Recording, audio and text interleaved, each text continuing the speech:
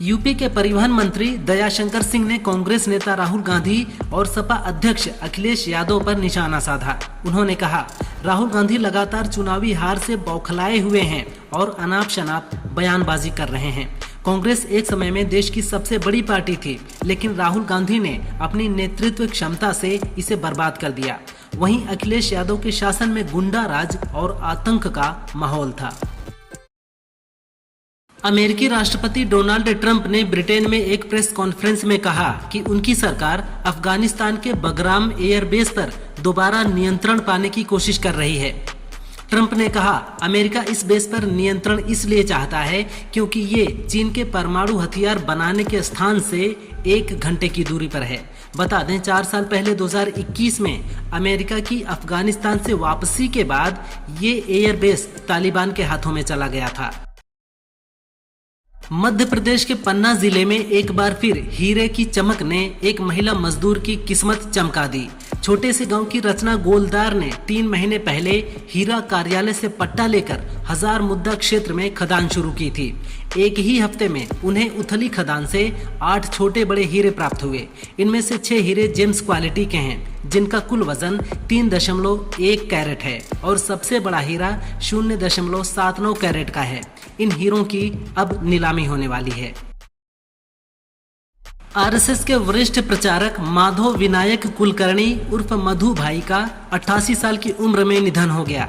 उम्र संबंधी बीमारी के चलते वह कुछ दिनों से अस्पताल में भर्ती थे।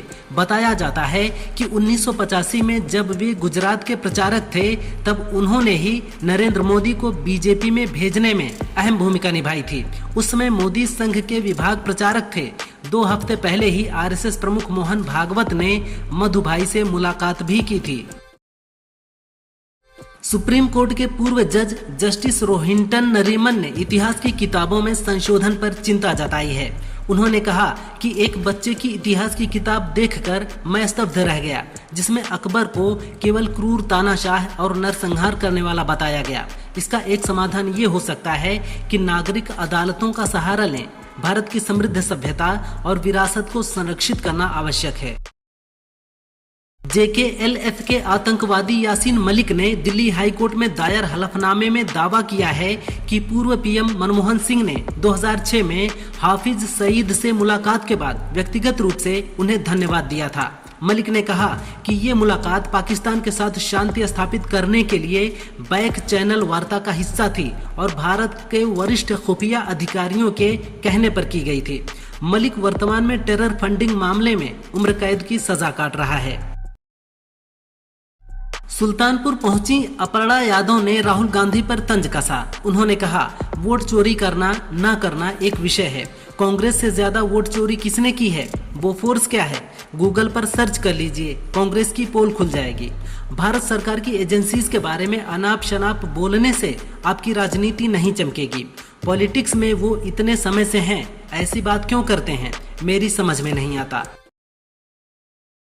वाराणसी पहुंचे योगी सरकार के मंत्री दयाशंकर सिंह ने राहुल गांधी की प्रेस कॉन्फ्रेंस पर प्रतिक्रिया देते हुए राहुल गांधी पर निशाना साधा। उन्होंने कहा कि कांग्रेस लगातार चुनाव हार रही है। राहुल गांधी जहां चुनाव जीतते हैं वहां वोट नहीं कटता। वह कांग्रेस पार्टी को समाप्त कर रहे हैं और अखिलेश यादव का PDA उनके परिवार में ही निहित है। कांग्रेस सांसद राहुल गांधी ने एक बार फिर वोट चोरी को लेकर नए सिरे से चुनाव आयोग पर निशाना साधा है। उन्होंने एक्स पर एक वीडियो शेयर करते हुए लिखा, सुबह 4 बजे उठो, 36 सेकंड में 2 वोटर मिटाओ, फिर सो जाओ। इस तरह भी वोट चोरी हुई है। चुनाव का चौकीदार जागता रहा, चोरी देखता रहा और चोरों को बचाता रहा। इससे पहले गुरुवार को राहुल गांधी ने प्रेस कॉन्फ्रेंस कर चुनाव आयोग पर आरोप लगाते हुए कई सवाल पूछे थे। कांग्रेस नेता राहुल गांधी की जेन जी वाले पोस्ट पर राजनीति गर्मा गई है। इस मामले पर अब बीजेपी नेता रविशंकर प्रसाद ने पलटवार किया है। उन्होंने कहा, राहुल गांधी ने विपक्ष नेता के पद की गरिमा गिराई है। राहुल गांधी लोकतंत्र को धोखा दे रहे हैं। वह झूठ बोलते हैं, तथ्यों को तोड़ते हैं। गौरतलब है कि राहुल गांधी ने एक पोस्ट में लिखा था, देश के छात्र, युवा और जेन जी ही वह ताकत हैं जो संविधान की रक्षा करेंगे।